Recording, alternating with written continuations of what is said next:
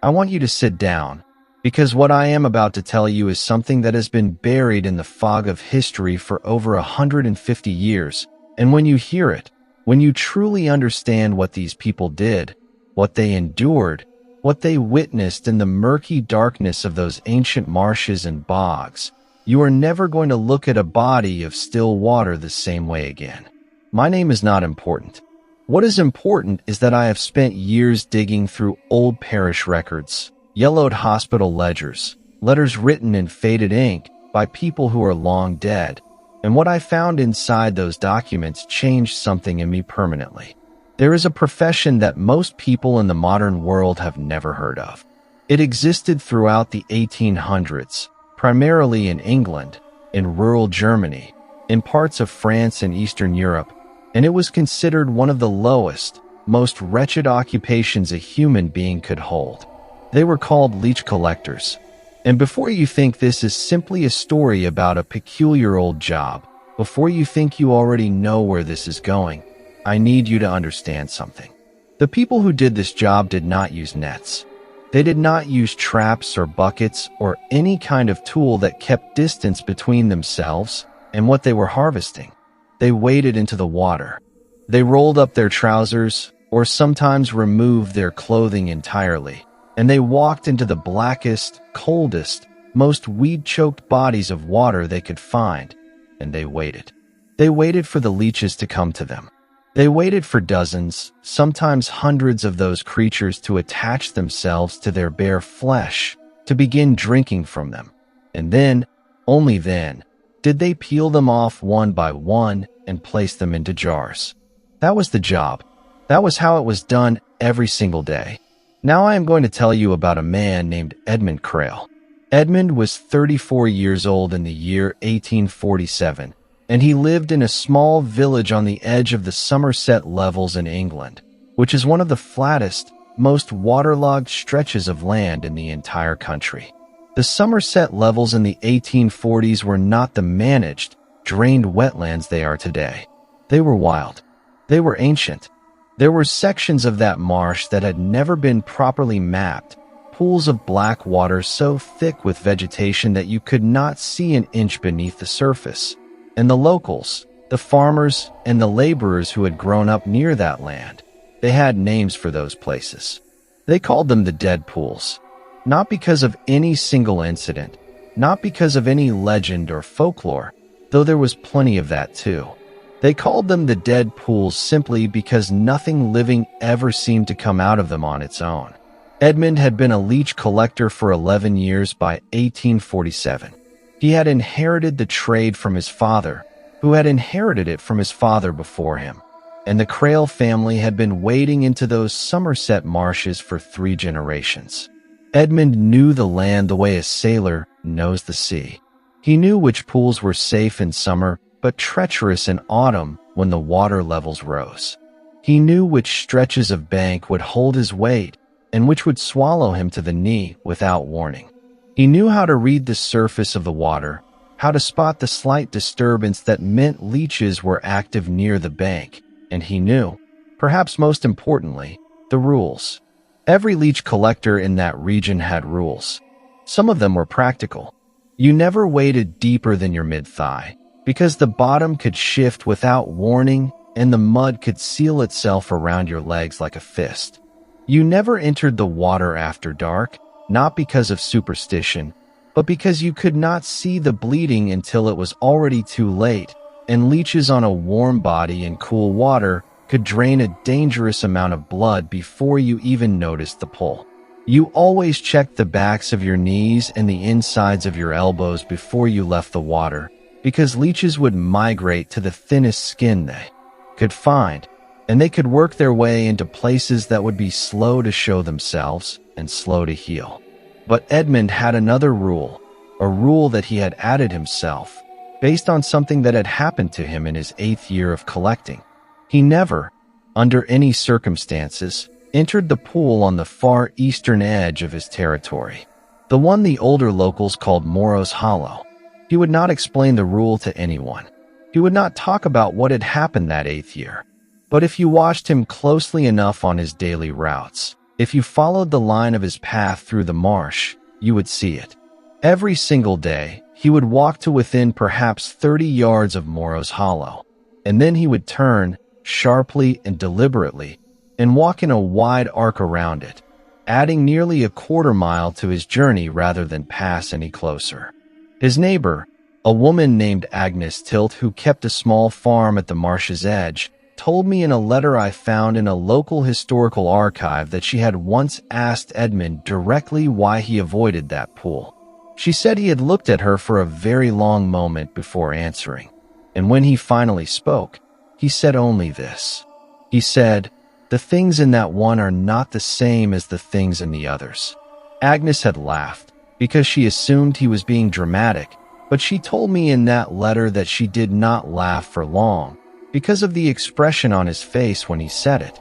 She described it as the face of a man who was remembering something he had spent years trying to stop remembering.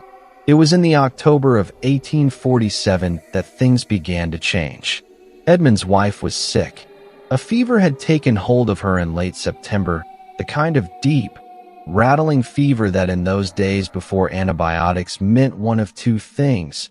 Either you fought through it and came out the other side, or you did not come out at all.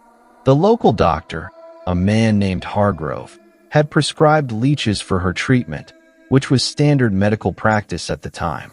Bloodletting via leech application was considered a legitimate and sophisticated medical treatment throughout the 19th century.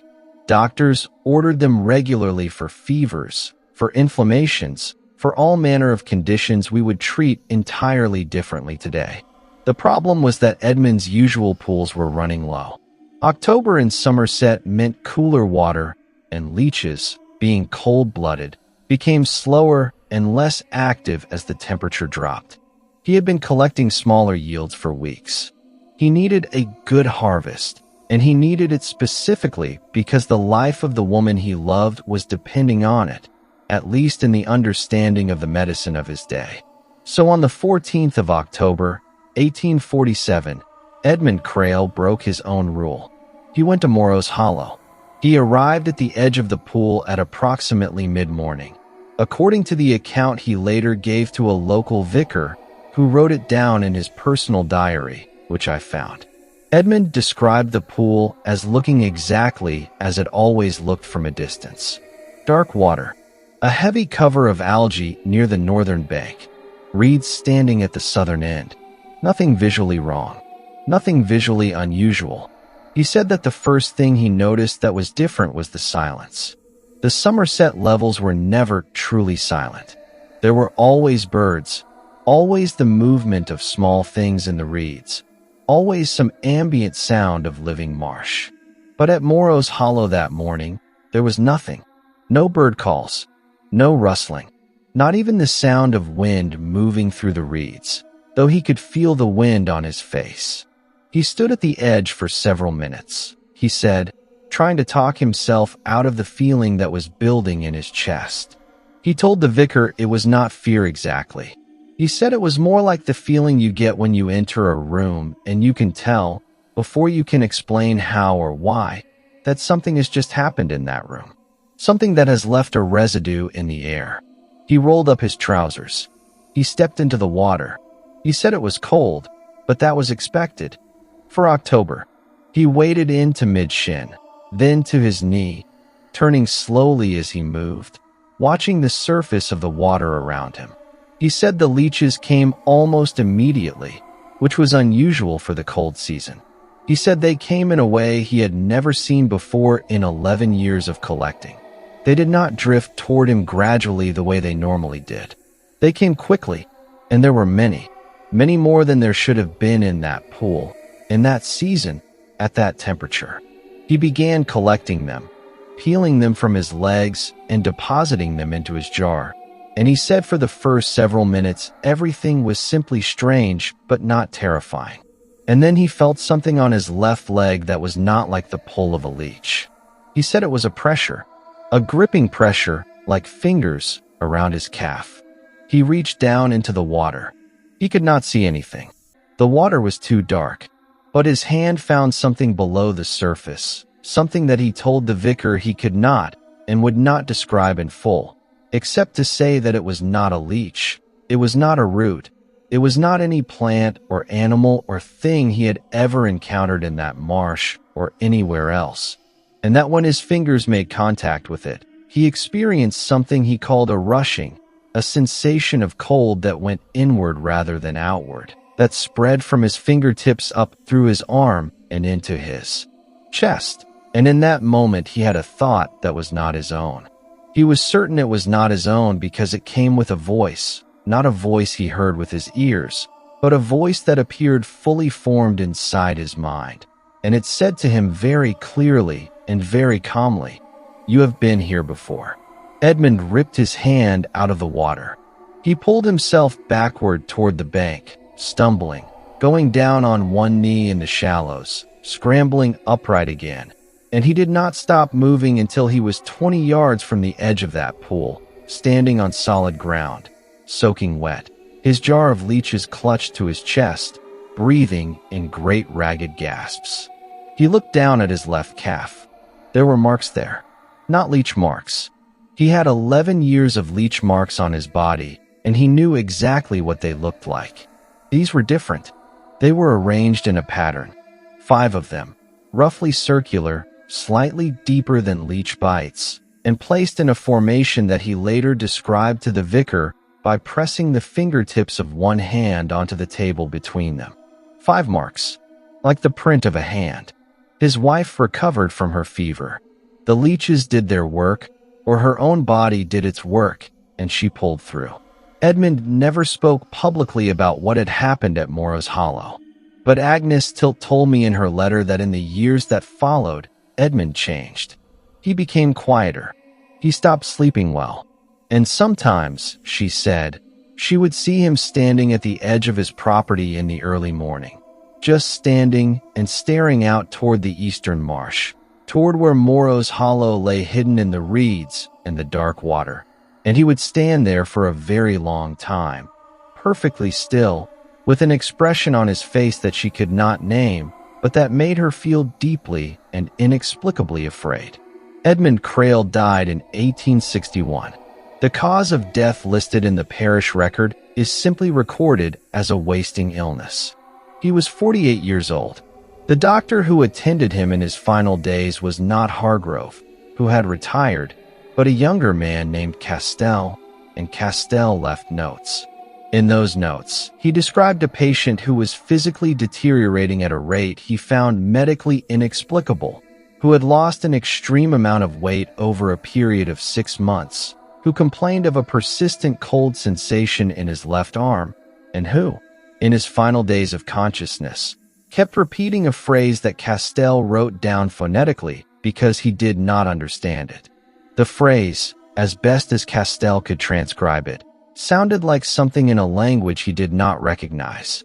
When I took that transcription to a specialist in historical linguistics, they told me it bore a strong resemblance to a very old form of a regional dialect, a form so old it had not been in common use for several centuries.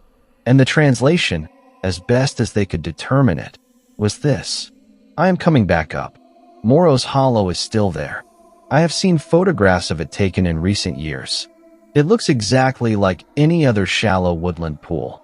Still water, reeds, algae, nothing remarkable, nothing visible on the surface, nothing to suggest what Edmund Crail touched in the dark water on that October morning in 1847. But if you ever find yourself on the Somerset levels, on the eastern edge, and you notice a particular pool where the birds do not sing and the reeds do not move in the wind, I want you to do what Edmund should have done on that 14th of October. I want you to turn around. I want you to walk away.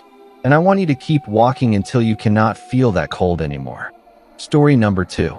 Stay with me, because this next one is going to get under your skin in a way that the first one only touched the edges of. The first story was about what a man found. This story is about what a woman became. Her name was Martha Voss, and she was from a small village in the Lüneburg Heath in northern Germany in the 1860s. The Lüneburg Heath is a beautiful, desolate place, a broad rolling landscape of heather and pine and ancient moor, and in the 19th century, it was home to a network of shallow peat bogs and marsh pools that were ideal habitat for the medicinal leech, Hirudo medicinalis, which was at that time one of the most commercially valuable creatures in all of Europe. The demand for medicinal leeches had exploded in the early part of the century, and by the 1860s it had created an entire industry of collection and export.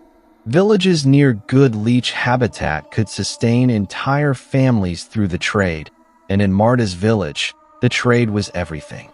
Marta began collecting at the age of 16, after her father broke his leg in a farming accident and could no longer wade the bogs himself. She was described by everyone who knew her as a practical, unimaginative girl. Not cold, not unkind, but firmly, deliberately grounded in the physical and the real. She did not believe in spirits. She did not believe in the folk stories that the older women of the village whispered around their fires, the ones about the bog people, about what the peat could preserve and what it could give back. She believed in work, in the income the leeches brought, and in the particular skill she developed quickly for reading the water and finding the best harvest sites. She was very good at her job. By the time she was 20, she was the most productive collector in the village. She worked a broad circuit of pools, and she kept meticulous records in a small leather notebook, recording yields, temperatures, seasonal patterns. She treated it like a science, and in doing so she became genuinely expert in the behavior and ecology of the creatures she collected. It was this expertise, actually, that was the reason she did something that nobody else in the village would have done. She found the deep bog. The Luneburg Heath peat bogs were ancient, some of them thousands of years old, and the deepest sections of them were not true ponds or pools in the conventional sense. They were essentially vertical shafts of extremely old, extremely dark water preserved within the accumulated peat, and they were known among the locals as Schwarzlöcher, black holes, because of the darkness of the water and the way they seemed to have no visible bottom. The collectors avoided them, not for superstitious reasons primarily. Those superstitions certainly existed, but for practical safety reasons. The sides of these peat shafts were unstable. The peat could crumble and close the opening above you if you were not careful. And the water itself had a chemistry, an extreme acidity and low oxygen content that made it hostile to most life. Most experienced collectors would tell you there was nothing worth harvesting there. Marta looked at it differently. She had read, in a German medical journal she had obtained secondhand, that Hirudo medicinalis could survive in conditions of lower oxygen and higher acidity than previously understood, and she theorized that the deep bog pools might actually harbor populations of leeches that had been isolated and undisturbed for generations, and that these populations might be larger and more vigorous than the surface pools. She was right. She was completely right, and that is the most disturbing part of this story in some ways. Because her logic was sound, her observation was accurate, and her theory proved entirely correct. The deep bog did contain leeches, enormous numbers of them. She made her first excursion to the deep bog in the spring of 1863, and she returned with a yield that was 3 times what her best surface pool had ever produced. She told no one where she had found them. She was not cruel about it, not deliberately. Secretive, but she had a collector's instinct for protecting a good source, and she kept her notes on that location in a private cipher that she did not share. She returned to the deep bog 3 times a week through that spring and summer. The harvests remained extraordinary. She was earning more money than her family had ever seen. She bought proper medical attention for her father's leg. She repaired the roof of their house. She set aside money for her younger sisters. Everything about the situation seemed like simple good fortune, rewarding intelligence and courage. The first change that people noticed in Marta was in late summer, around August of 1863. She had always been pale, as many people in that region were, but people began commenting that she looked particularly drained, particularly thin. She waved off the concern. She said she was simply tired from the heavy collecting season. The second change was subtler and took longer for people to identify, but it was more disturbing once they named it. Marta had always been an unsentimental person, but she had been warm. She had cared about people. She had sat with her neighbors when they were ill, brought food to families who needed it, laughed easily and genuinely. Sometime in the autumn of 1863, that quality began to leave her. People described it in different ways. Her mother said she felt like talking to a drawing of Marta rather than Marta herself. A girl she had been friends with since childhood said it was like the warmth had been taken out of her and replaced with a hollow version of the same outward form. She still spoke, still moved, still performed all the functions of daily life, but something essential was absent. By the winter of 1863, Marta had stopped eating regular meals. When her mother pressed her on it, she said she was not hungry, that she did not need as much food as she used to. She was sleeping less too, and when she did sleep, her mother reported hearing her speaking in her sleep in a low, continuous murmur, but the words were never clearly distinguishable. She continued collecting through the winter months, which was genuinely unusual. Most collectors rested through the coldest months because yields were too low to justify the physical exposure. But Marta kept going to the deep bog. In February of 1864, her sister followed her. The sister was 13 years old and frightened, and she did not follow her all the way. She only followed far enough to see Marta arrive at the edge of the peat shaft, and what she reported seeing was this. Marta did not wade in slowly, the way you would wade into cold water. She walked directly in, without hesitation or reaction to the cold, and she did not stop at mid-thigh or even mid-waist the way a normal collector would. She walked in until she was shoulder deep, until her chin was at the level of the water surface. And then she simply stood there. She did not collect. She did not reach for leeches. She stood in that deep black water up to her chin, and she was still, perfectly, completely still, in a way that the sister said was not the stillness of a person trying not to startle something, but the stillness of a person who was simply absent, a body standing in water with nobody inside it. The sister ran home. She told her mother. Her mother went to the deep bog the following morning and confronted Marta as she returned from it. And what she saw when Marta came out of the tree line was something she later described to a neighbor in a letter that I found in a local historical archive. She wrote that Marta's clothing was soaking wet, as expected, but that Marta was not shivering.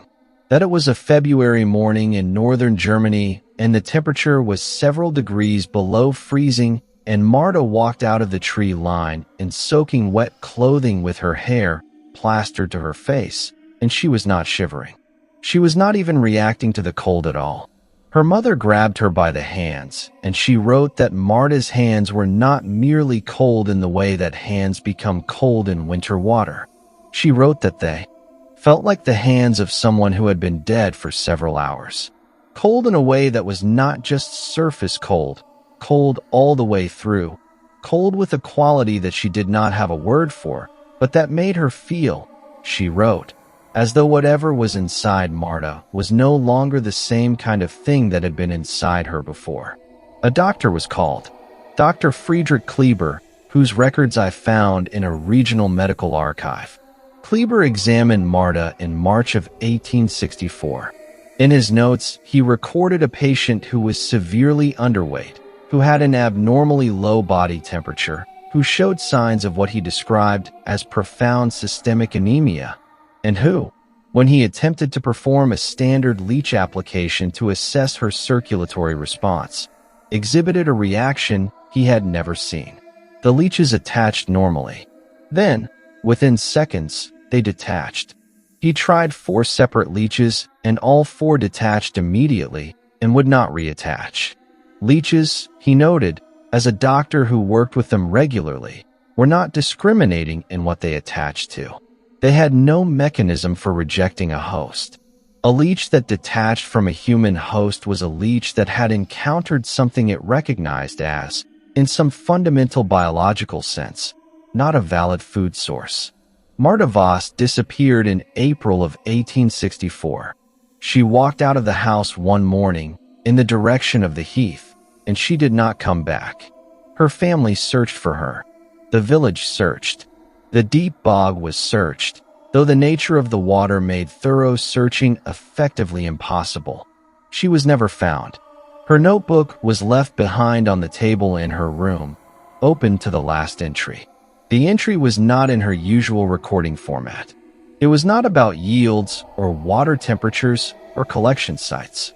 It was a single sentence, written in handwriting that was recognizably hers, but that her mother described as looking somehow changed, as though written with the same hand performing the motion of writing without the same mind directing it. The sentence read, in German, Ich gehe jetzt dort unten, which translates, as I am sure some of you already know, to I belong down there now. Story number 3. I am going to tell you something about loneliness before I tell you this story, because without understanding a particular kind of loneliness, you will not understand why Thomas Hale did what he did, and you will not understand why what happened to him carries the specific horror that it carries. Thomas Hale was 57 years old in 1878, and he had been a leech collector on the North Yorkshire moors for over 3 decades. He was a widower. His wife had died in 1869. They had had no children. He had no close family remaining.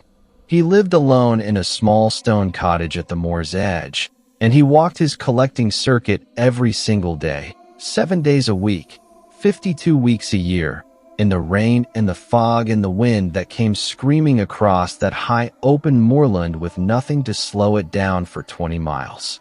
He was not a man prone to imagination. He was not a man who had friends in any deep sense, though he was known to everyone in the nearby village and was regarded as a fixture of the landscape, as much a part of the moor as the heather and the standing stones.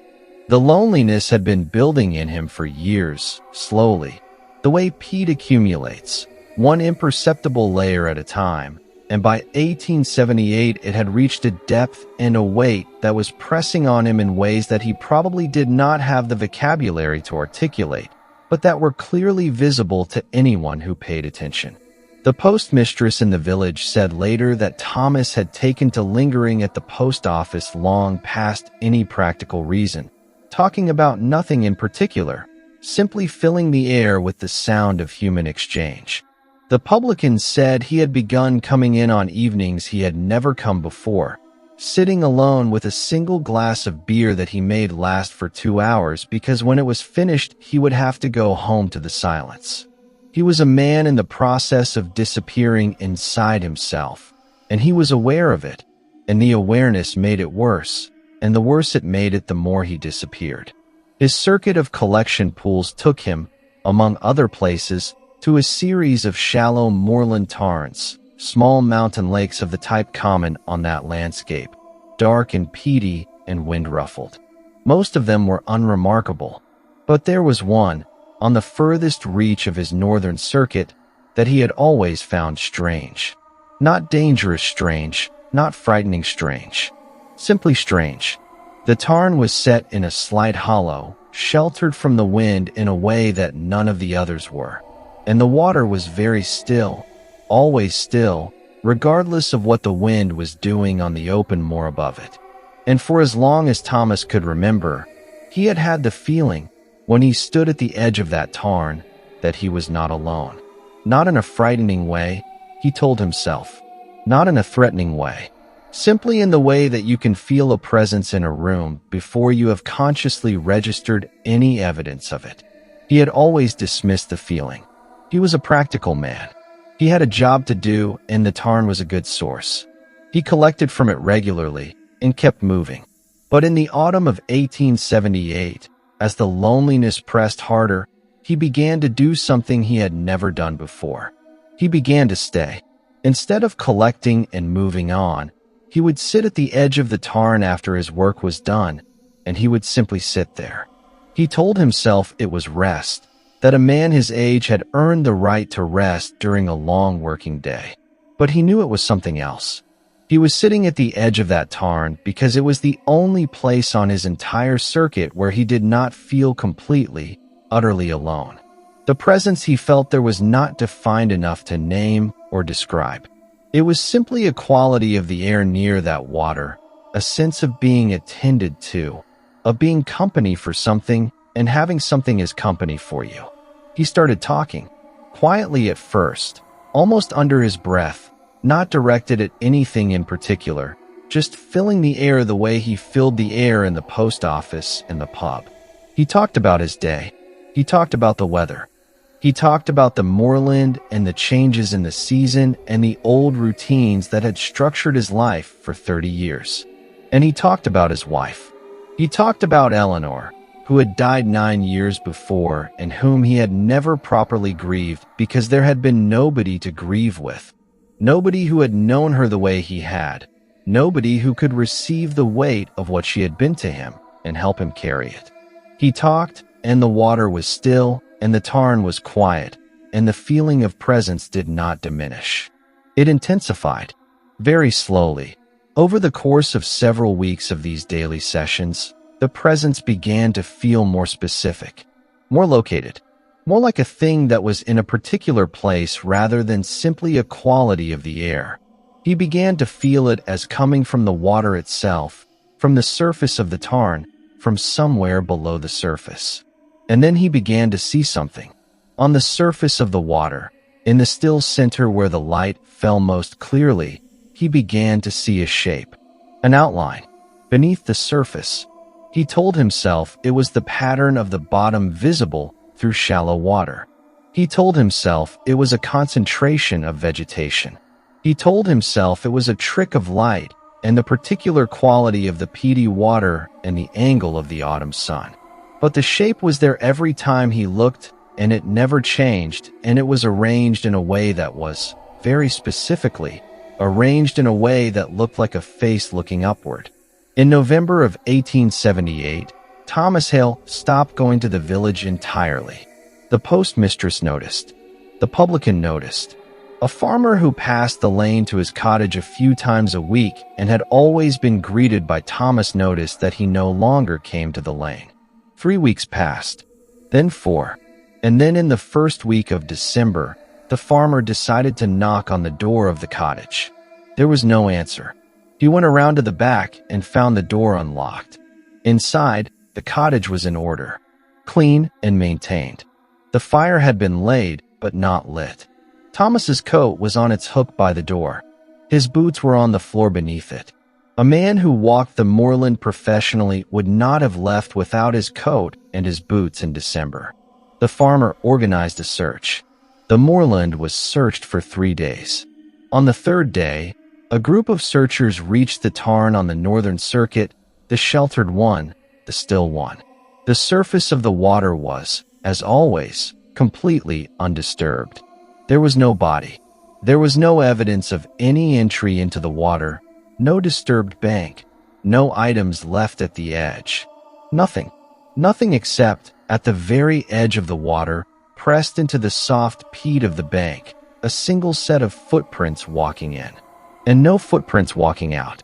And in the center of the tarn, visible from the bank, clearly visible to every one of the searchers who stood there in the December cold, a shape beneath the surface.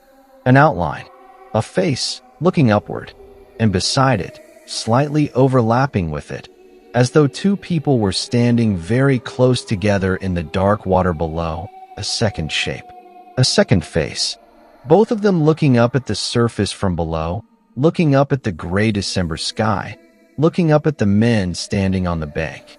Looking up, the searchers would later say, the way that you look up at someone you have been waiting a very long time for, and who has finally arrived.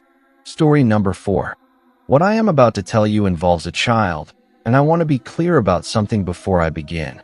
I do not tell stories involving children for shock value.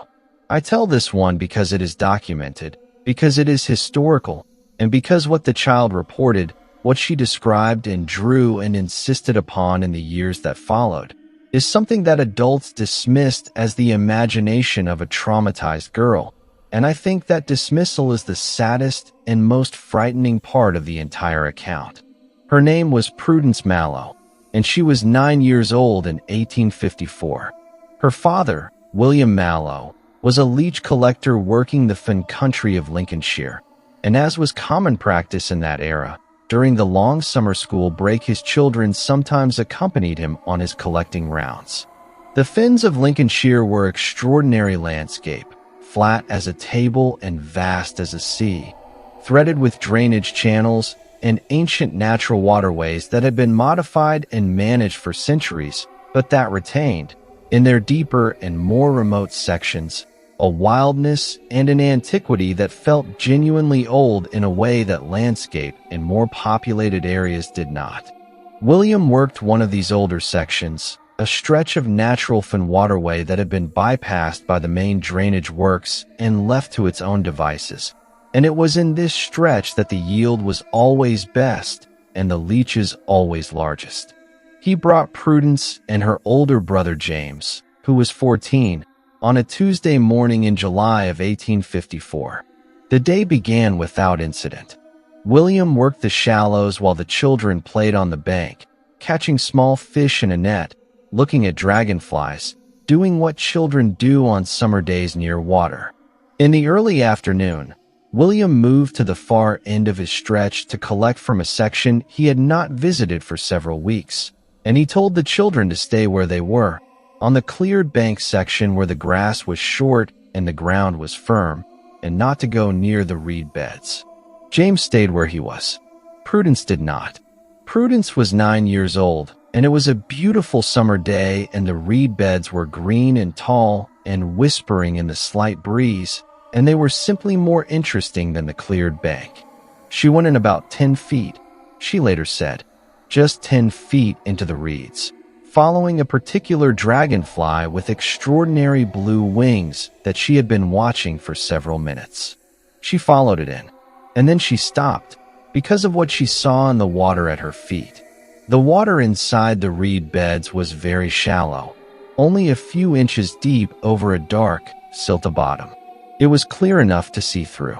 And what Prudence saw in that water, what she described to her father and her mother and the local vicar and the school teacher and various others over the following weeks and years, was a hand, a human hand, just below the surface, resting palm up on the bottom, with its fingers slightly spread.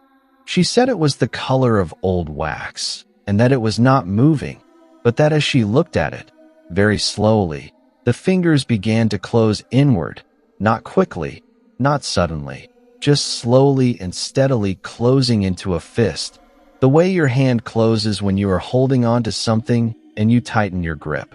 She ran. She ran out of the reed bed screaming, back to where James was sitting on the bank, and James grabbed her, and she was incoherent for several minutes, crying and shaking. And by the time their father came back in response to James's shouting, Prudence had calmed enough to describe what she had seen. William went into the reed beds. He searched the entire section. He walked the shallow water for 15 minutes. He looked at every inch of the bottom. There was no hand. There was no body. There was nothing. The silt had not been disturbed in any way that would have indicated something lying on the bottom had recently moved or been removed. He told Prudence she had seen a root or a large pale stone, and that her imagination had done the rest. She accepted this explanation in the way that children accept adult explanations outwardly, while internally not accepting them at all. She drew the hand. That night, at home, she sat at the kitchen table and she drew it in her school exercise book, carefully and in detail, the proportions of the fingers, the way the hand was lying, the way the fingers were closing. Her mother preserved that drawing. I have seen a photograph of it, taken from the museum archive where the exercise book is now kept. The drawing is exactly what you would expect from a 9-year-old in terms of technical skill, rough and simple. But the detail is specific. The posture of the hand is specific. And the expression of the closing fingers, drawn in a sequence of 3 small images like a primitive animation, is depicted with a precision that does not feel like imagination. It feels like observation. Over the following months, Prudence continued to insist on what she had seen. She was not hysterical about it. She was not dramatic. She simply maintained, calmly and consistently, that what she had seen was a hand, a human hand, and that it had moved. By the following year, when she had not recanted and had not changed her story in any detail, the adults around her had begun to find it worrying rather than simply the persistence of a startled child. A doctor was consulted. The doctor said she was fine. The vicar spoke to her at length and later said he found her entirely rational and credible. He said, and I am quoting from his diary here, that the quality of her account disturbed him not because it was disordered or fantastical, but because it was the opposite of those things. Because she was, he wrote, the calmest person he had ever encountered who was describing something that could not have been what she said it was. Prudence Mallow grew up and became a schoolteacher. She never returned to that section of the fens. She never changed her account in any detail. She told it, when asked, for the rest of her long life, in the same calm, precise, consistent way that she had told it at 9 years old. And she always ended it the same way, with the same observation, which her granddaughter, who wrote a small family history that I obtained from a local historical society, recorded verbatim. She always said this. She said, the worst part was not the hand itself. The worst part was the way it was lying there, palm up, with the fingers spread, like it was waiting for something to be placed in it, like it was expecting to receive something, like it had been waiting in that water, just below where people walked, for a very, very long time. And it had finally felt something close enough to reach for. Story number 5. Some of what I tell you tonight is frightening because of what happened. This one is frightening because of what did not happen, and I want you to sit with that difference for a moment before I begin, because the space between what did happen and what should have happened is where the real horror of this story lives. In 1883, in a small market town in the Welsh Marches, the border country between England and Wales, a Leech collector named Owen Price went missing during a routine collection round and was found 4 days later, alive, in excellent physical health, with no memory of the 4 days whatsoever. He knew his name. He knew his family. He knew his trade. He knew the landscape he had worked for 20 years. He was, by every measure anyone applied, completely and entirely himself. He simply had no memory of 4 days of his life. The local police investigated as a matter of form. There was nothing to investigate. There was no evidence of violence, no evidence of abduction, no evidence of illness or injury.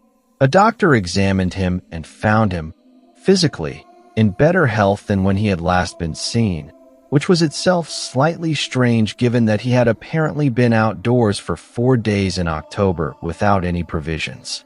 He was better fed. He was better rested. He showed no signs of exposure or cold.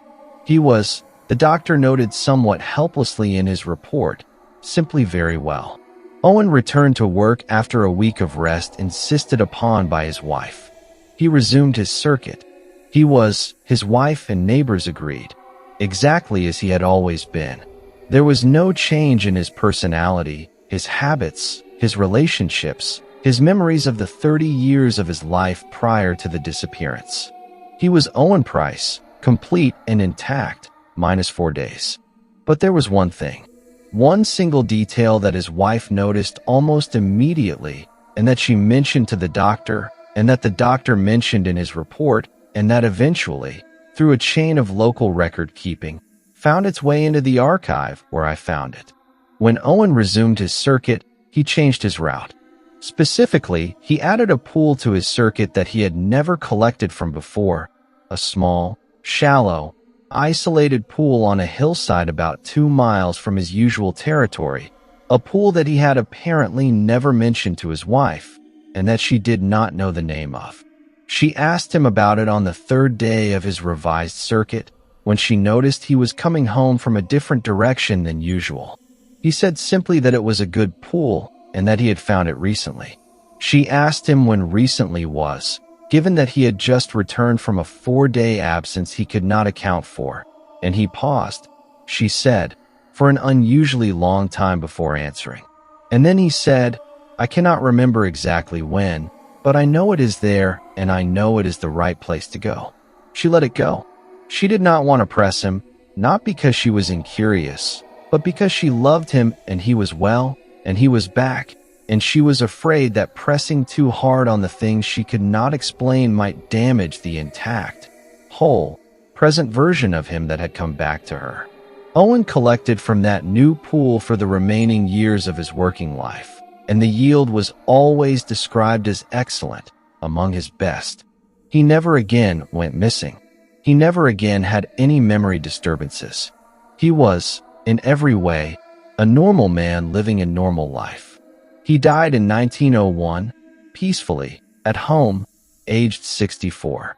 At his death, his wife went through his belongings, and in a small tin box at the back of a drawer in his workshop, she found a collection of items she had never seen before.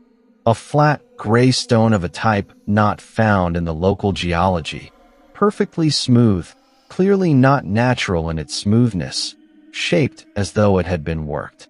A small leather pouch containing what appeared to be dried plant material of a kind she could not identify, and a piece of paper, folded into quarters, on which Owen had written something in his own handwriting, a handwriting she recognized as his, but in a style slightly different from his usual hand, as though he had written it in the dark or with his non-dominant hand or in some state of physical or mental alteration. What he had written was a date, the 4 days he had been missing, listed individually, and next to each date, a single word, the same word for times. Teaching, teaching, teaching, teaching. The doctor's report, the one I found in the archive, ends with the following observation, written after Owen's death when the doctor had reviewed his own notes in light of the items found in the tin box. He wrote that in all his years of practice he had encountered many cases of lost memory and none had resolved as cleanly and as completely as Owen Price's.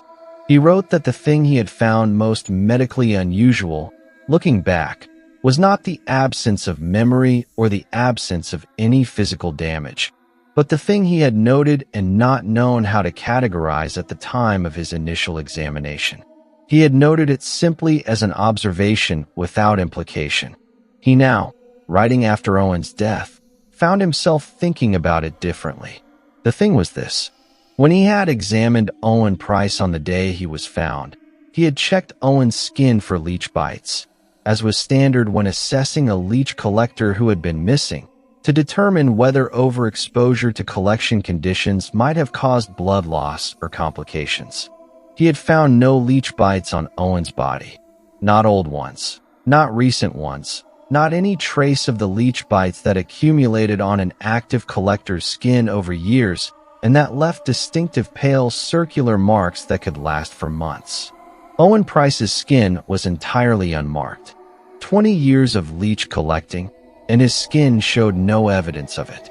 As though something, in those 4 days of teaching, had quietly and systematically erased every trace of what he had been before, and returned him smooth and clean and ready to begin again. Story number 6. I have told you about a man who found something in the water, a woman who was taken by it, a man who followed something into it willingly, a child who saw what waited beneath it, and a man who was returned from it changed in ways so subtle they almost passed unnoticed. This story is different from all of them. This story is about a man who tried to understand what was happening to leech collectors in his district, who gathered the accounts, who interviewed the survivors, who wrote it all down, and who in doing so came to a conclusion that terrified him so deeply that he spent the last years of his life attempting to prove himself wrong. His name was Dr. Aldous Pemberton, and he was a physician in the Cambridgeshire Fens in the 1870s.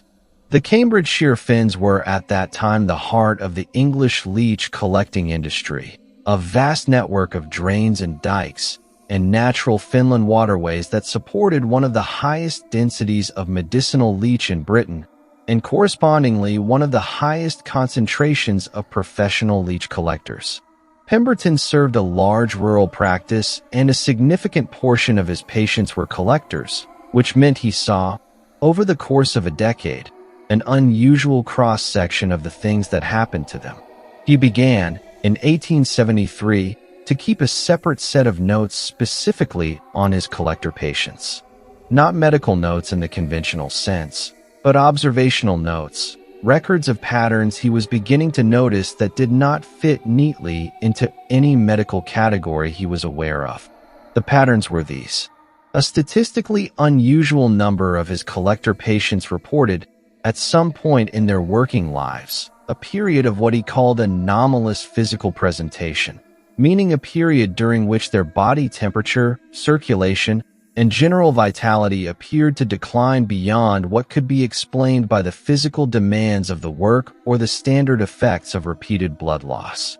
Several of them reported, separately and without knowledge of each other's accounts, experiences at specific bodies of water that shared consistent elements, the sensation of being not alone, the perception of something beneath the surface, and in several cases direct physical contact with something in the water that could not be identified or explained.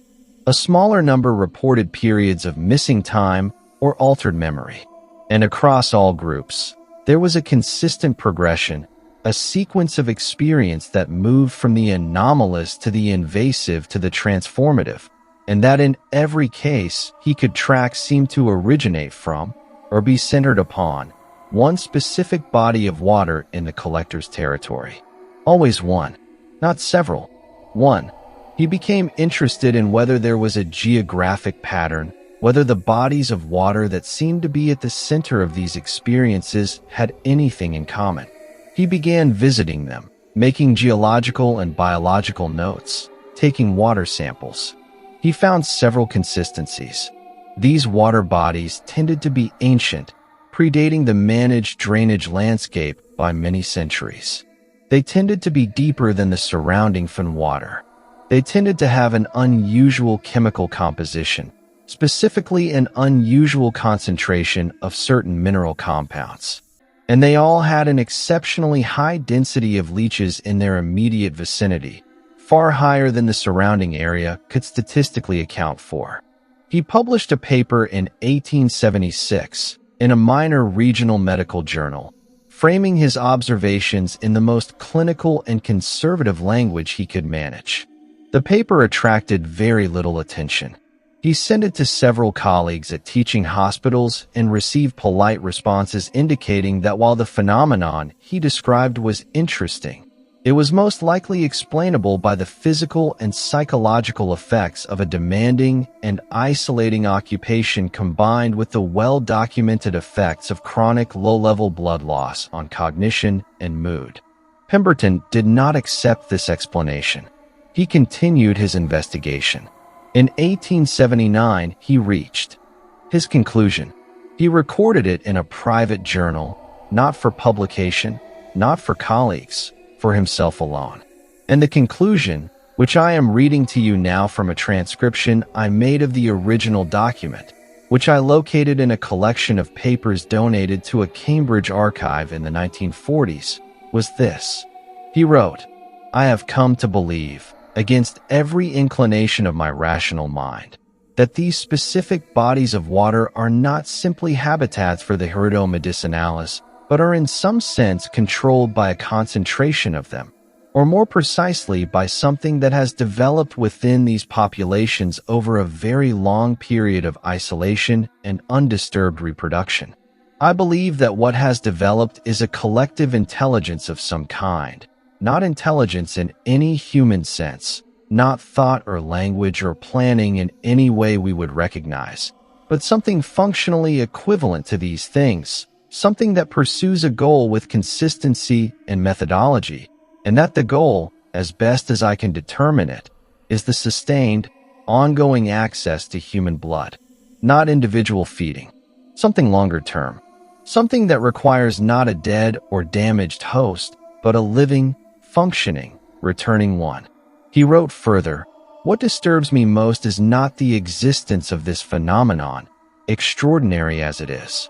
What disturbs me is the implication that it has been developing for a very long time, that it is not new, that the particular bodies of water I have identified have been affecting their collectors for generations, and that the modifications these collectors undergo, the gradual cooling of temperature, the loss of the social and emotional qualities that keep people from returning, the narrowing of their world until the water is the center of it. These are not accidents or side effects. They are features. They are deliberate. They are the mechanism by which the thing in the water ensures that its source of sustenance keeps coming back." He concluded with this, and I want you to hear this clearly. He wrote, "If I am correct, then what I am describing is not a predator that catches its prey. It is a farmer, and we are the crop." Story number 7. I want to take you to Scotland now, to the Western Highlands, in the winter of 1871, and I want to tell you about something that happened to a man in a landscape that was already strange and ancient before any of this happened to him. A landscape of lochs and peat and granite, and the kind of silence that feels inhabited even when nothing is visible. His name was Callum Macaulay, and he had been collecting leeches from the Highland lochs and bog pools since he was a young man, following in the tradition of Highland collectors who supplied the Edinburgh medical trade.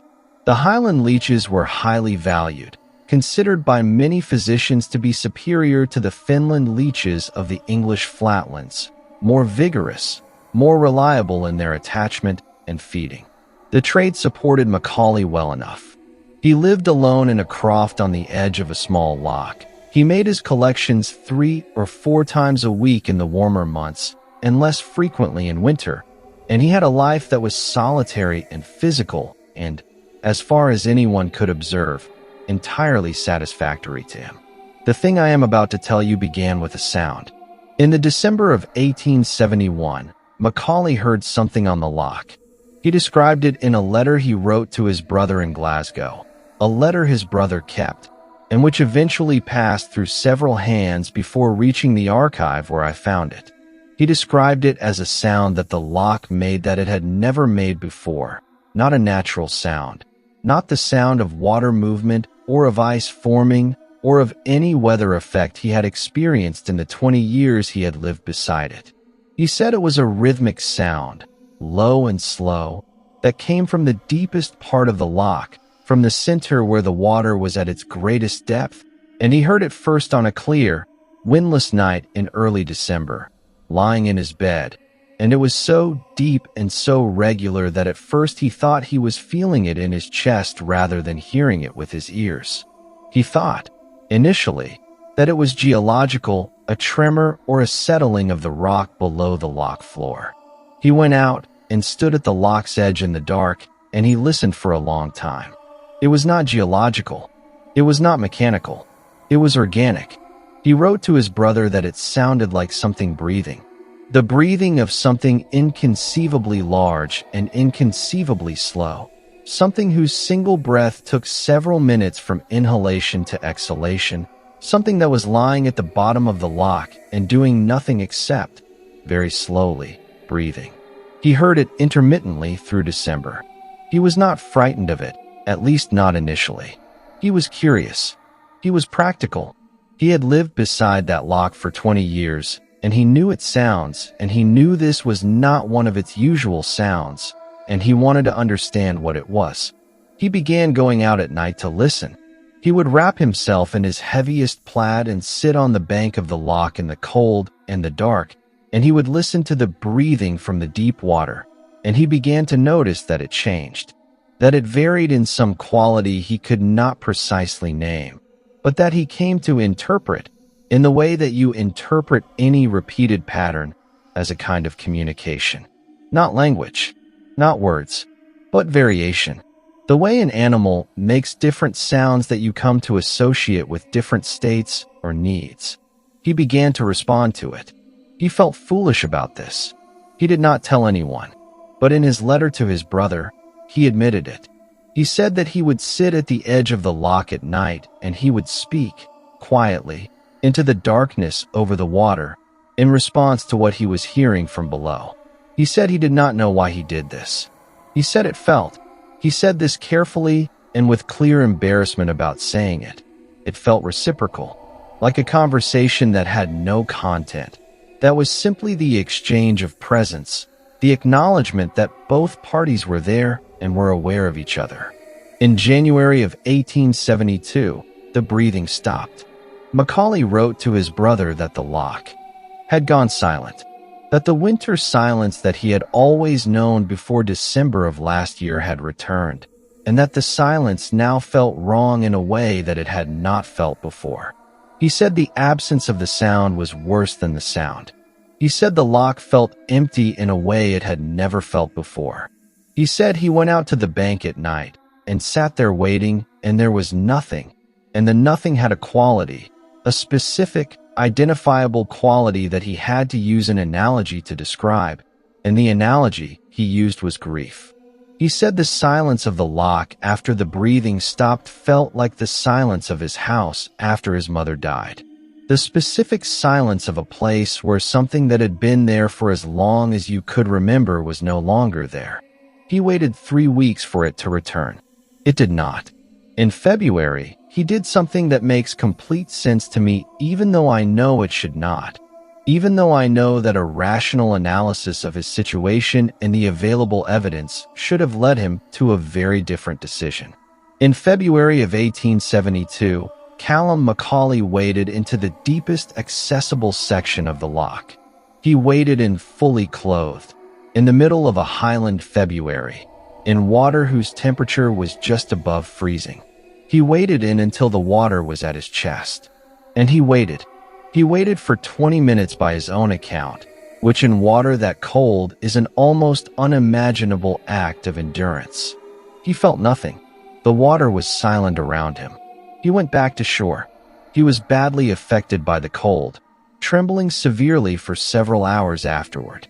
And then, that night, lying in his bed wrapped in everything warm he owned, he heard it again. The breathing was back. It was different, slower, lower, with a quality in it that he described as something that he had no word for except to say it sounded like relief.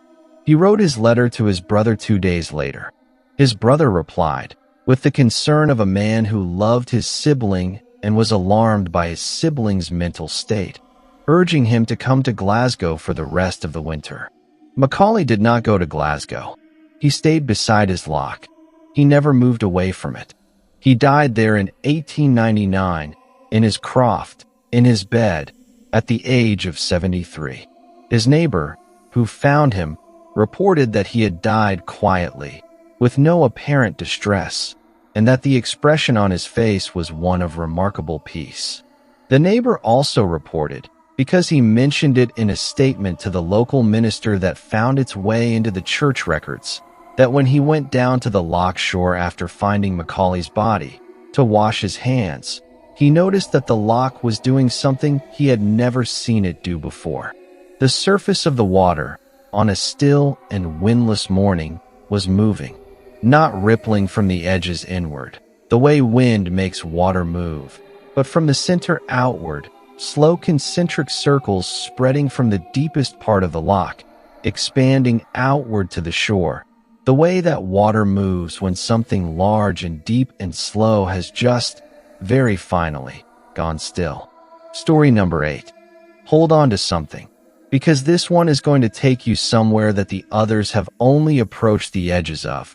This is the account that I came back to more than any other in my years of research, the one that kept me awake, the one that changed the way I understood what was happening to these people. It is the account of a woman named Harriet Sloane, who was a leech collector in the Dorset heathlands in the late 1850s, and who encountered, in the course of her work, something that she did not run from, did not submit to, did not fall into through loneliness or desperation, but that she documented systematically and brilliantly. over a period of almost 3 years, with the rigor and the intellectual courage of a scientist working in a domain that no science of her era had any framework. 4. Harriet was 30 years old when this began, in 1857. She had been educated above the station her economics had placed her in, through the intervention of a local vicar who had recognized her unusual intelligence and had given her access to his library. She was literate in a time and place when many women of her class were not. She was mathematically competent. She understood the basics of observational methodology from the natural history books she had read. And she was, which is perhaps most relevant, not frightened of the things that others were frightened of, not because of bravery exactly, but because her mind was always more interested in understanding something than in being afraid of it. Her heath collection territory included several of the ancient bull barrow ponds, small circular pools that had formed in the depressions left by Neolithic burial mounds, some of them thousands of years old. These pools were known locally by names that reflected their antiquity and their strangeness, names that appeared in records going back centuries. The one relevant to this story was called, in the local dialect, the Cup, and it was a near-perfect circular pool about 15 feet in diameter, very dark, sitting in the center of a low, rounded hill of heather, with a quality of stillness and apparent depth that seemed disproportionate to its size. Harriet had been collecting from the Cup for years without incident. Then, in the spring of 1857, she began to notice what she described in her journal, a journal that I found through a remarkable chain of archival luck, as the anomaly. The anomaly, as she initially defined it, was a divergence in the leeches collected from the Cup compared with those collected from other sources. The Cup leeches were consistently larger. They were consistently more vigorous. They fed more aggressively and produced more effective bloodletting than any leeches she had sourced elsewhere. This was notable in practical terms, but it was the behavioral difference that captured her scientific attention. The Cup leeches, when placed with leeches from other sources, behaved differently. She described conducting a series of simple observations in which she kept Cup leeches in a separate container next to a container of standard leeches, and the Cup leeches, she noted, exhibited what she called orientation behavior. They consistently positioned themselves on the side of their container closest to the other container. They moved toward the proximity of the other leeches in a way that she had never observed in her years of working with them. And when she placed Cup leeches into the container with standard leeches, within a period of approximately 24 hours, the standard leeches would begin exhibiting the same orientation behavior as the Cup leeches. The change persisted when the Cup leeches were removed, as though something had been transmitted, as though the Cup leeches had changed the other leeches in some fundamental way simply by proximity. She spent weeks devising increasingly careful observations to test and document this phenomenon. She varied the containers, the water, the distances. The effect was consistent. She then began a second line of investigation, one that was more personally risky. She began monitoring herself. She kept daily records of her body temperature using a thermometer she had obtained from the local chemist. She recorded her food intake, her sleep, her energy levels, her emotional state. She was looking for whether prolonged exposure to Cup leeches was affecting her in any measurable way. It was. Over the course of several months, she documented a gradual and consistent decline in her baseline body temperature. Not dramatic, not a drop that would have alarmed a physician, but measurable and steady and directional. She documented changes in her sleep patterns, in her appetite, in what she described as her social inclinations, a reduction in the desire for company that she noted carefully and without self-pity.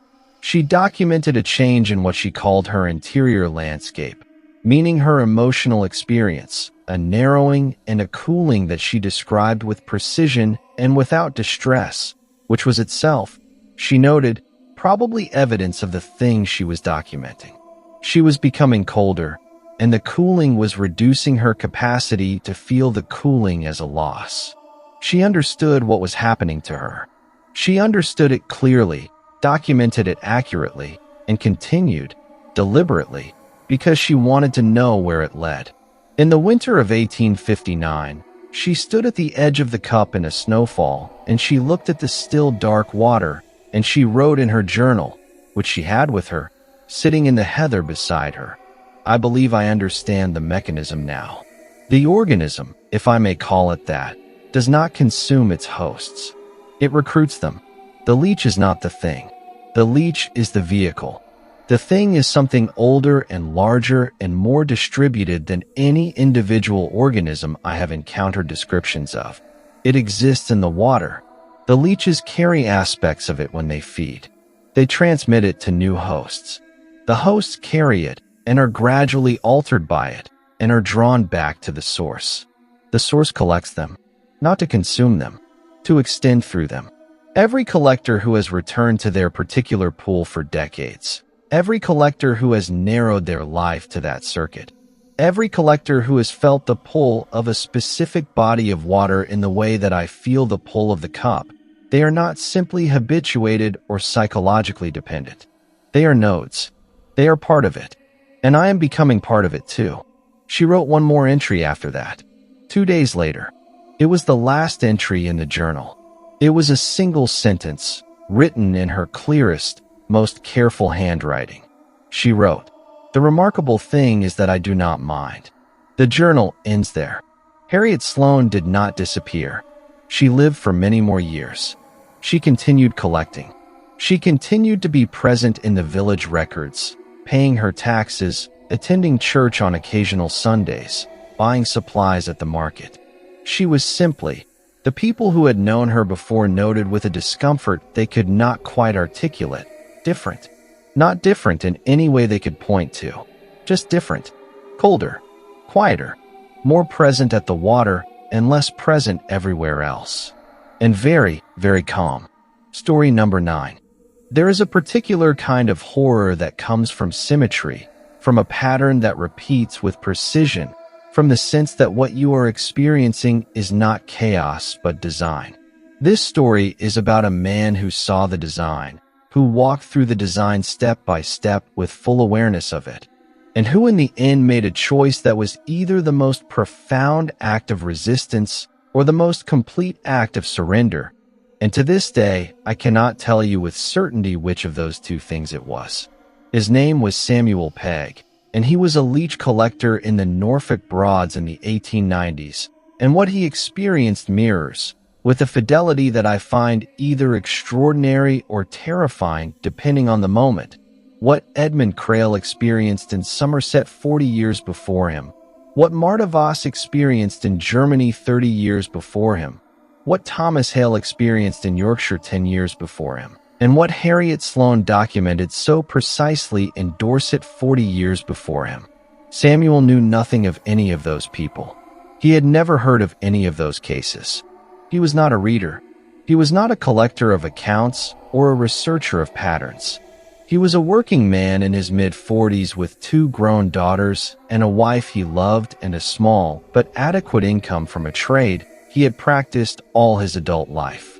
He had no framework for what began happening to him in the summer of 1891. He only had his own experience and his own mind, and what his mind made of it is preserved in a remarkable document that I want to tell you about. Samuel could not write well. He was minimally literate, could read simple texts and write his name in basic transactions, but extended prose was beyond him. But he had a daughter, his younger daughter Alice, who was 21 in 1891 and who had gone to school and could write clearly and well. And it was to Alice that Samuel began talking, in the evenings, about what was happening to him. And Alice, who was frightened for her father and did not know what else to do, wrote it down.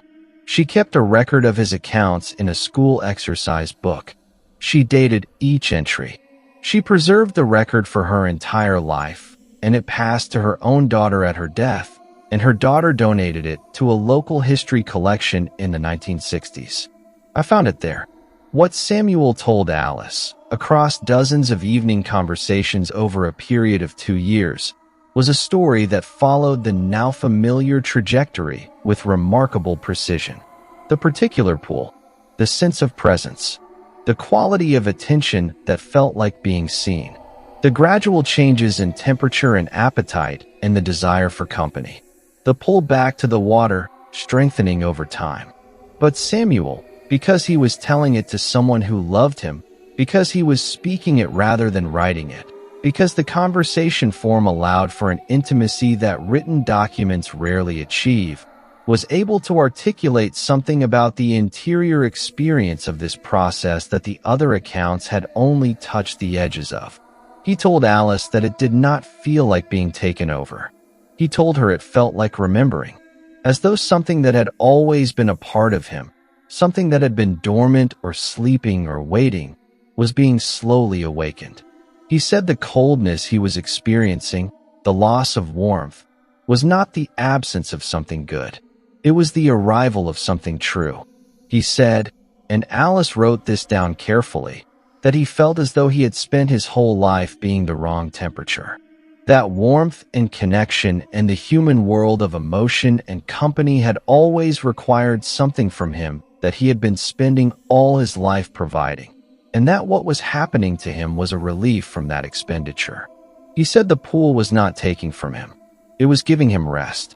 Alice was 21 years old, and she was writing down her father telling her that he was slowly becoming something other than human, and she was describing, in her own voice between the transcribed words, her terror and her grief and her love for him and her inability to find any argument that reached him, because the arguments she had about his family who loved him, about the life he had built, about the world that needed him warm and present in it, all of these arguments required him to feel warmth toward those things, and the warmth was the thing that was going.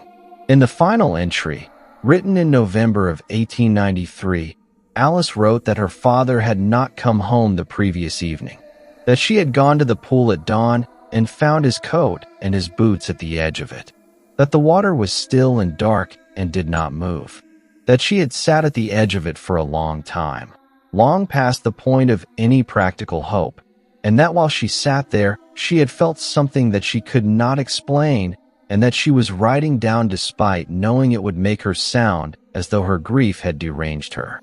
She felt, she wrote, that the pool was not empty, that her father was in there, but that in there meant something different than she had thought in there meant when she arrived, that what she felt from the water was not absence but fullness, that the pool felt, as she sat beside it in the November cold, exactly the way a room feels when it is occupied by people who are at peace. She sat there until the light was almost gone. Then she picked up her father's coat from the bank. She folded it carefully, and she walked home. Story number 10. I have saved this one because it is the one that changed my understanding of everything else in this collection, the one that recontextualized all the others for me, the one that made me sit back from my research materials and stay very still for a long time, just sitting with the enormity of what I was looking at. It is the account of Dr. James Cartwright, a physician and amateur naturalist in the Lake District in the 1880s, who conducted the most thorough and rigorous investigation of medicinal leech behavior that had ever been attempted up to that point in time, and who in the course of that investigation made a discovery that he communicated to exactly one person, in a letter that was never sent, that was found among his papers at his death. James Cartwright was not a leech collector. He was a doctor who used leeches medically, as all doctors of that era did, and who had a naturalist's curiosity about the creatures he worked with. He began his investigation as a purely scientific exercise, observing and documenting leech behavior in controlled conditions, measuring their responses to various stimuli, mapping their feeding patterns and reproductive behavior and habitat preferences.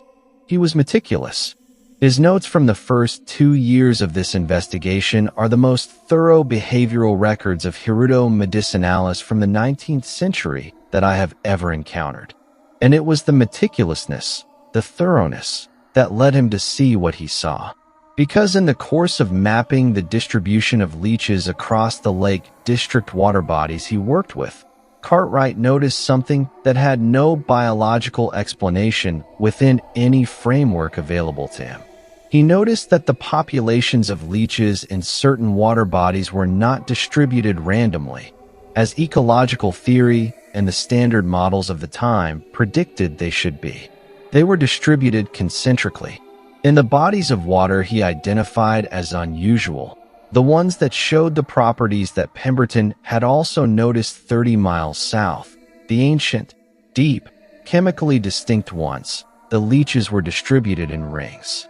Rings centered on a specific point in the deepest section of the water, the highest density at the center, declining densities in regular graduated rings moving outward from it. He mapped this in 12 separate water bodies over 4 years. The pattern was present in all of them. He spent a year trying to find a conventional explanation. Temperature gradients, mineral concentration patterns, prevailing currents, reproductive clustering. He could make none of them fit. The pattern was too regular, too consistent across geologically different sites, too obviously geometrically centered on a single point. He began, very carefully, to develop an alternative explanation. And the alternative explanation, which he wrote out in full in a letter addressed to his colleague Professor William Marsh at University College London, and which he never sent, was this. He believed the distribution was not a product of ecological factors, but of active, deliberate organization. He believed that the population in each of these water bodies was not a collection of individual organisms behaving independently, but a single collective entity that expressed itself through individual organisms. He believed the rings he was observing were the physical expression of the entity's structure, its equivalent of a body, with the densest center as the equivalent of a brain or a heart or a core, and the radiating rings as the equivalent of extending limbs or organs. He believed the entity was much, much older than the individual leeches that composed it at any given moment, that the individual leeches were more like cells than like animals, replaced across generations while the entity persisted. He believed, and he wrote this with the careful language of a man who understands that he is making a claim that will destroy his professional reputation if he makes it publicly, that the entity was aware. Not intelligent in any human sense. Aware, with purposes and behaviors directed toward specific ends. With, as he put it, the functional equivalent of will. He had one more thing to say, and he said it in the final paragraph of the unsent letter. And it is the thing that I want you to hear most clearly, because it is the thing that connected all the accounts I had been collecting, the thing that made them cohere into a single picture. He wrote that he believed these entities were very old, older than the leech species currently composing them, older than the water bodies containing them. He believed they had persisted through multiple geological and climatic changes, through the draining and flooding and redrainage of the landscape across thousands of years, moving between water bodies, adapting, rebuilding their populations in new locations while maintaining the continuity of the central entity. He wrote that he believed they were, in geological terms, ancient. And he wrote that the evidence of their antiquity was not geological but behavioral, because the behavior he had observed, the patient, systematic, multigenerational cultivation of human hosts, the graduated modification of hosts over years or decades, the adjustment of individual collectors toward a permanent, reliable, sustainable relationship with the water. This did not look like the behavior of something that had recently discovered humans as a resource. It looked, he wrote, and I want you to hear this in his own words, as I read from the transcription I made of his handwriting. He wrote, "It looks like the behavior of something that has been doing this for a very long time, long enough to have developed, through whatever process we might wish to call it, an expertise, long enough to have made mistakes and corrected them, long enough to know precisely how much to take, and how to ensure the source keeps returning, and how to make the returning feel, to the one who returns, like a choice. Story number 11. I have one more story to tell you. I have been building toward this one all night, and I need you to stay with me for it, because this is not a story from the archives. This is a story that begins in the archives and ends somewhere very different. When I started this research, I was a historian. I was interested in these accounts as historical documents, as windows into the lives of working people in the 19th century, as unusual examples of a phenomenon I thought could eventually be explained by psychology or by the documented physical effects of the leech collecting profession, or by some combination of both. I approached the material the way historians approach material, with distance, with the protection of scholarly detachment, with the implicit assumption that I was studying something that was past, that was over, that had no claim on me personally, because I was sitting in a library, and it was sitting in the 19th century, and there was no overlap between its world and mine. I was wrong. The research took me, eventually, to a working visit to the Somerset levels. I wanted to see the landscape, to understand the physical reality of the environment these people had worked in. I walked the moor on a gray October morning, alone, following a route I had mapped from the historical records. I was looking for Morrow's Hollow. I found it. It is smaller than I expected. It is unremarkable in every visual sense. Dark water, reeds, algae on the northern bank. Nothing unusual to look at. Nothing that would make you stop or stare or feel anything in particular. I stood at the edge of it for a long time. I was not frightened. I was simply a researcher looking at a body of water that had appeared in historical documents, standing in the landscape those documents described, doing the physical work of historical imagination. I turned to leave, and then I heard it. Not a voice, not words, not anything I could describe in conventional auditory terms. It was more like a shift in the quality of the attention I was paying to the world around me. A shift that felt external rather than internal, as though something outside me had gently and very precisely redirected my focus. I turned back to the water. The surface was still. The reeds were still. The gray sky was reflected in the dark water. There was nothing to see, and yet the quality of attention that had stopped me remained. The feeling of being attended to. The feeling that the stillness of the water was not the stillness of emptiness, but the stillness of something that was very carefully, very deliberately, very patiently holding still. I stood there for a long time. I am not going to tell you how long, because when I checked that time against my watch records and my phone records from that day, the times do not reconcile in a way I am comfortable explaining publicly. I left. I drove away from the Somerset levels, and I went back to the city, and I went back to my research. But I changed my research after that day. I stopped looking only at the 19th century accounts. I started looking for contemporary equivalents, current data on the health and behavior of populations of Hirudo medicinalis in ancient British water bodies. I started looking for modern reports from ecologists and water conservationists who worked with these sites. And I found things. I found reports of unusual leech densities in certain sites. I found reports of behavior that the researchers documenting it found anomalous. I found, in a conservationist field notes that I obtained through a Freedom of Information request, a report of an ancient fen pool in Cambridgeshire that showed, when the conservationist mapped leech distribution, a concentric ring pattern centered on the deepest point of the pool. The conservationist had noted it as an unexplained anomaly and moved on, because she had 20 other sites to survey that season.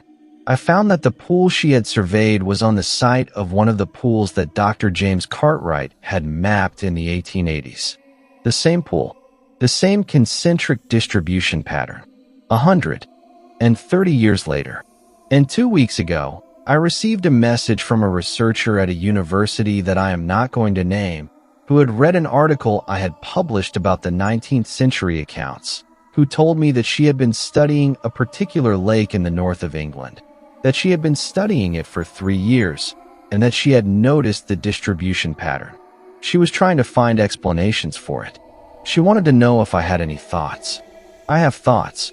I have many thoughts. But more than thoughts, I have a feeling that has been growing since I stood at the edge of Morrow's Hollow on that October morning. A feeling that I want to describe to you as precisely as I can. It is the feeling that the accounts I have been telling you all night are not history. They are not the record of something that happened and ended. They are the record of something that has been happening continuously across time, across generations of both its hosts and the individual organisms it expresses itself through. Something that was doing this before the 19th century collectors I have told you about, and that is doing it still. Something that has been here, in the water, in the ancient pools and lochs and tarns and bogs and fens and hollows of this island and others, for longer than any of us have been here. Something that knows we will come to the water, because we always do, and something that is very, very patient, and something that has a great deal of time. I want you to think about a body of water you know, a particular one that you keep returning to, that pulls at you in some way you have not fully examined. Think about why you return to it. Think about what you feel when you stand at its edge. Think about whether the stillness of it feels, sometimes, less like emptiness and more like a held breath. Think about that. And then, for your own sake, for the sake of everything that has been built in you by centuries of warm-blooded human life, by love and memory and the noise and heat of living among other people, I want you to do one thing. I want you to stay away from the water, at least during the hours of darkness, at least when you are alone, at least when you are low or lonely or tired or sad, or any of the 1,000 human conditions that the things in the dark water seem to know about and seem to wait for. Stay away from the water at night, or stay away from it always, if you can manage it, because it has been here longer than we have, and it knows us better than we know ourselves, and it is not finished yet.